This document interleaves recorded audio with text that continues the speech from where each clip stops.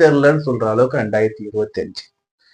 ஏன் நான் சொல்றேன்னா, பிள்ளையாருன்னு பிடிக்க போயிட்டு அது வந்து பாத்தீங்கன்னா பூதமா மாறின கதை மாதிரி இருக்கும் 2025ஆம் ஆண்டு. கணவன் மனைவிக்குள்ளேயே பெரிய அளவு ஒற்றுமை இல்லை சார். கணவன் மனைவிக்குள்ளேயே பெரிய அளவு ஒற்றுமை பிரிஞ்சு இருக்கீங்க. பாதி பேரு மனைவியை டைவர்ஸ் பண்ற வரைக்கும் போயிருப்பாங்க. சில பேர் வந்து ஒன்னா இருப்பாங்க. அந்த டிஃபரன்ஸ் ஆஃப் ஒப்பீனியன் வந்து கருத்து வேறுபாடு அட்ஜஸ்ட் பண்ணி வாழ்றாங்க பல பேர்.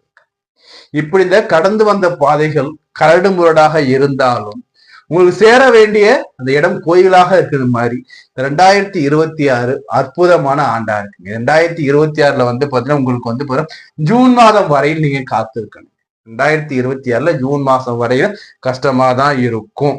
அதுலயும் நம்ம வந்து பாத்தீங்கன்னா ஏப்ரல் மாசம் முடிகிற வரைக்கும் ரொம்ப கஷ்டமா இருக்கும். ஏப்ரல் மாசத்துக்கு பிறகு நல்லா வந்து இட்ஸ் கேரண்டட். ஏப்ரல் வரைக்கும் கவனமா இருங்க. வேலையில, கணவன் மனைவி வாழ்க்கையில, அதே மாதிரி குடும்ப உறுப்பினர் வகையில கவனமா இருங்க.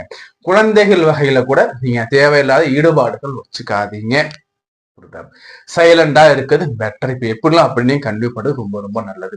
ஜூன் மாதத்திற்கு பிறகு ஜாக்பாட்லயும் ஜாக்பாட், அற்புதமான ஜாக்பாட். ஒரு பழமொழி கேள்விப்பட்டிருப்பீங்க, ஓடுனவனுக்கு 9ல குரு, அகப்பட்டவனுக்கு அட்டம சனி.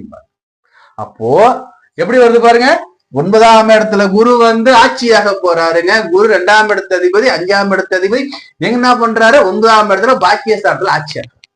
எவ்வளவு பெரிய அருமையான யோகம் தெரியுமா? என்ன வேணாலும் சொல்லிக்கிட்டே போலாங்க. எல்லாமே அவ்வளவு யோகமா இருக்குங்க. 2ஆம் இடம் இல்லைங்களா, தனம் குடும்பம் வாக்கு இல்லையா. இவர் வந்து இங்க வந்து ஆட்சி உச்சம் ஆகும்போது சார் இருக்கும்னா ராஜா மாதிரி இருக்க போறீங்க. ராஜா மாதிரி இருக்க போறீங்க. சொல்வாக்கு உயரும், செல்வாக்கு உயர போது. உங்க மேல இது வரைக்கும் இருந்த களங்கம் எல்லாமே காணாம. அவரை கூப்பிடியா, முதல்ல அவரை கூப்பிட்டு இந்த ஸ்டேஜ்ல உட்கார வை, அவருக்கு இந்த பொன்னாடைய போத்தி, அவருக்கு இந்த பதக்கத்தை கூடிய, அவருக்கு இந்த பாராட்டக்கூடியன்னு உங்களை பாராட்டி புகழக்கூடிய காலமாக மாற போகுது. இப்ப வாங்க குருவோட பார்வைகள் வச்சு எப்படி பார்ப்போங்க. குரு தனக்காரகன் 9ஆம் இடத்துல